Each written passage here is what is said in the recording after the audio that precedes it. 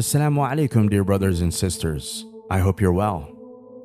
Welcome back to our series, The World of the Jinn, where we are discussing all the relevant points with regards to the Jinn world. These discussions we are just doing to get to know about this creation of Allah and to debunk the widespread myths about them.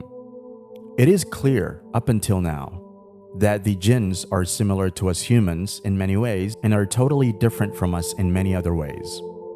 When talking about similarity, we got to know that in the Jinn world too, there are believing Jinns as well as disbelieving Jinns, just as in the case of us humans. Usually, we label the believing Jinns as Jinns only, while the disbelieving Jinns are titled as Satan. So whenever we find the word Satan in the Quran or Hadith, it should be clear that it is being referred to the disbelieving Jinns and not the believing ones. Allah makes this clear in the Quran.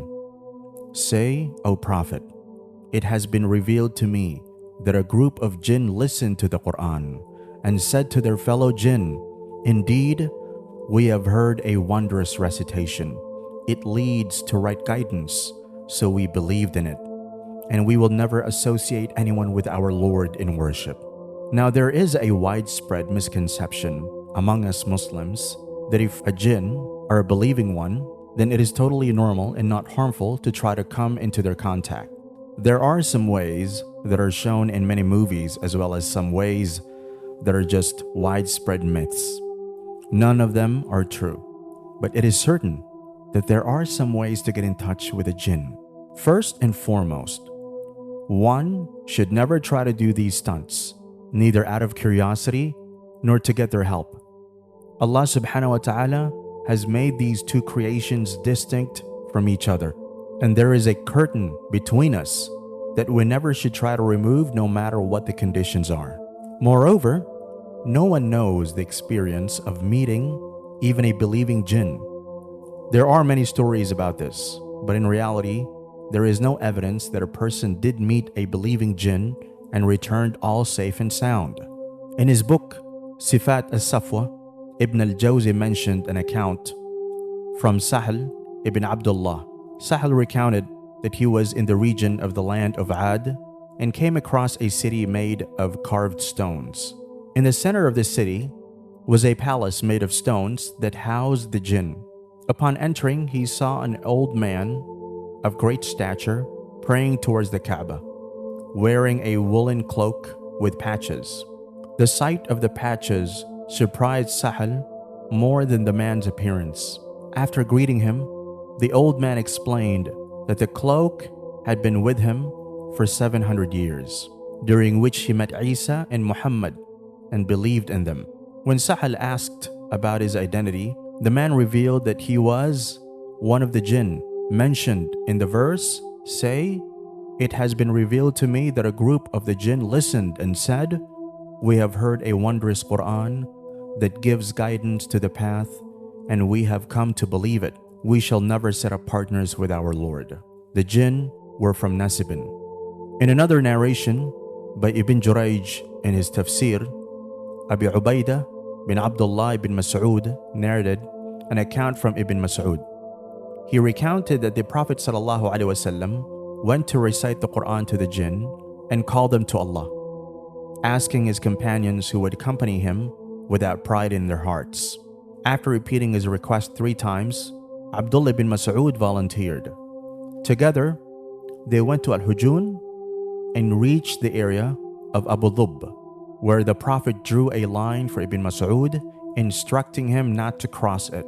As the Jinn descended upon the Prophet like locusts, he recited the Quran in a loud voice, causing them to fall and stick to the ground.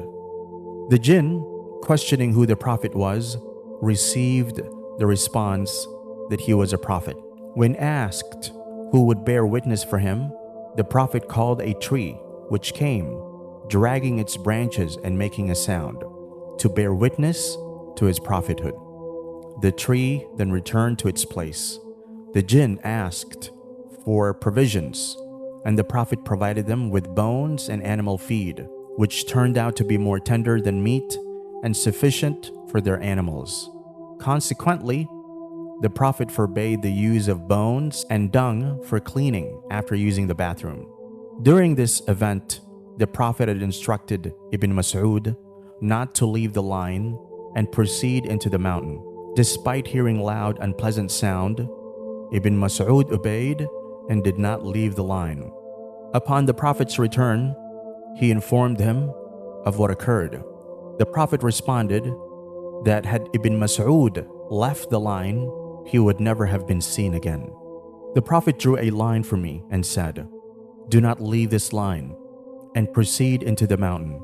I heard a loud, unpleasant mixture of sounds and wanted to follow it, but remembered the Prophet ﷺ's command and did not leave the line. When he returned, I told the Prophet what had happened, to which he said, "If you had left the line, I would never have seen you again." By this incident, we can understand that in this incident, the Jinns had accepted Islam. Yet Prophet Muhammad ﷺ instructed Ibn Mas'ud to not cross the line so that he may not come in contact with them, and further said that if Ibn Mas'ud had crossed the line out of curiosity to see the believing Jinns, then the Prophet Muhammad ﷺ would have never been able to see Ibn Mas'ud again. Therefore, it is extremely dangerous to even try to meet a believing Jinn.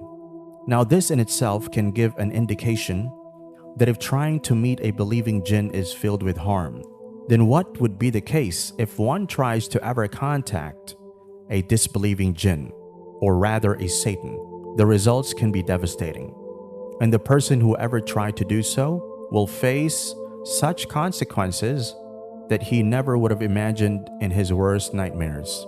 There are many well-known celebrities and politicians currently living among us, and we know them by their names, who hint again and again through their statements of their musical lyrics that they have sold their soul to the devil. And when they utter such words out of their mouth, believe them, because they have actually done such a thing in exchange for worldly benefits. Seemingly, they may appear perfectly all right, but the suffering that they go through when they are alone is beyond one's comprehension. Likewise, for those who spend their wealth to show off and do not believe in Allah or the last day, and whoever takes Satan as an associate, what an evil associate they have.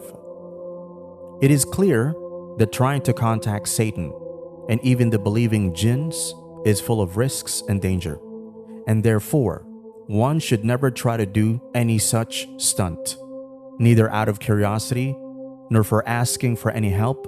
Apart from the harms and risks, contacting a Jinn for any form of help leads a person to be destined for hellfire, and he goes out of the folds of Islam. We hope you found today's videos informative and engaging. If you liked our content, then make sure to like the video and share it with your family and friends, so that they may also get to know the in-depth knowledge of the concepts of Islam. Subscribe to our channel to catch the latest updates, and stay tuned to the channel for more videos in the series The World of the Jinn. Until next time, Assalamu Alaikum.